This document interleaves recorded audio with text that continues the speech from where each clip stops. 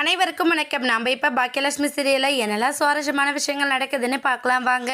நம்ம ராதிகா கோபி 2 பேருமே அண்ணன் பொண்ணு கல்யாணத்துக்காக ஊருக்கு போயிருக்காங்க. ஊருக்கு போன இடத்துல என்னடான்னா நம்ம பொண்ணுக்கு ராஜிக்கு கல்யாணத்தில் விருப்பம் இல்லை அப்படிங்கிற விஷயத்த நம்ம ராதிகா ரொம்ப நல்லாவே தெரிஞ்சுக்கிட்டாங்க.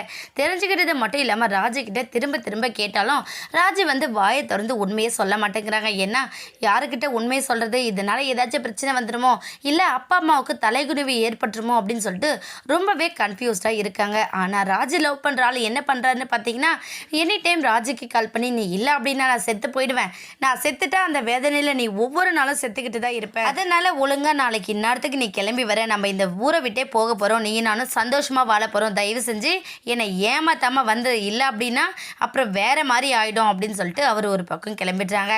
அந்த டைமில் நம்ம கண்ணன் என்ன பண்ணுறாருன்னா ராஜியை அவங்க 2 பேரும் பேசிக்கிட்டு இருக்கிற விஷயத்த பார்த்துடுறாங்க. பார்த்தது மட்டும் இல்லாமல் நம்ம ராஜிக்கு அட்வைஸும் பண்ணுறாங்க. ஏய், உனக்கு தான் வீட்டில் நல்ல மாப்பிள்ளையாக பார்த்து அரேஞ்ச் பண்ணிக்கிட்டு இருக்காங்களே, அதையெல்லாம் தாண்டி நீ எதுக்கு தேவையில்லாமல் இந்த ரவுடி பையனோட பேச்சு வச்சுக்கிட்டு இருக்க, அவன் உனக்கு செட் ஆகலை அப்படிங்கிற மாதிரி நம்ம கண்ணன் சொல்ல, அதை எதையுமே புரிஞ்சுக்காத ராஜி நான் யாருக்கிட்ட பேசினா உனக்கு என்ன பிரச்சனை, நீ கிளம்பிக்கிட்டே இரு அப்படின்னு சொல்லிட்டு சொல்கிறாங்க.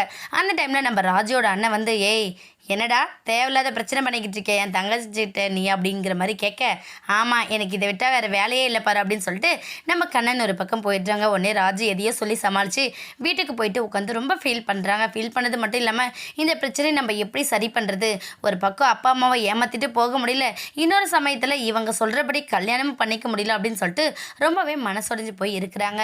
ஆனால் அந்த டைமில் நம்ம கோபி என்ன பண்ணுறாருன்னா, ஒரு பக்கம் நம்ம ராதிகா என்ன பண்ணுறாங்கன்னா கோபி கிட்ட பேசுகிறாங்க. கோபி, நான் இந்த கல்யாணத்தில் ராஜுக்கு இஷ்டமா இல்லையா அப்படின்னு சொல்லிட்டு அண்ணங்கிட்ட பேச போகிறேன், அண்ணங்கிட்ட பேசாமல் வேறு எந்த ஒரு டிசிஷனும் எடுக்க முடியாது, ஏன்னா விருப்பமில்லாத கல்யாணம் பண்ணி வச்சாங்க அப்படின்னா என்னோட வாழ்க்கையில் எவ்வளோ பெரிய மிஸ்டேக் ஆச்சுன்னு பார்த்தீங்களா, ராஜேஷை விருப்பம் இல்லாமல் கல்யாணம் பண்ணி வச்சதுனால தான் என்னோட நிலைமையே இந்த மாதிரி மாறிப்போச்சு, இதுக்கப்புறம் ராஜியோட வாழ்க்கையில் அந்த மாதிரி எந்த ஒரு பிரச்சனையும் வரக்கூடாது, அதனால் அண்ணங்கிட்ட நான் பேசுகிறேன் அப்படின்னு சொல்லிட்டு நம்ம ராதிகா சொல்ல, உடனே கோபி ஏன் ராதிகா எதுக்காக உனக்கு இந்த தேவையில்லாத பிரச்சனை, நீ வேண்டாம் எந்த விஷயத்தை பற்றியும் தேவையில்லாத பேசி இருக்கிற பிரச்சனையை பெருசாக்கிறத வேண்டாம் அப்படிங்கிற மாதிரி நம்ம கோபி சொல்லி சமாளிக்கிறாங்க. உடனே ராதிகா சரி நீங்கள் கிளம்புங்க, எதுவாக இருந்தாலும் நான் ஹேண்டில் பண்ணிக்கிறேன் அப்படிங்கிற மாதிரி நம்ம ராதிகா சொல்லிவிடுறாங்க.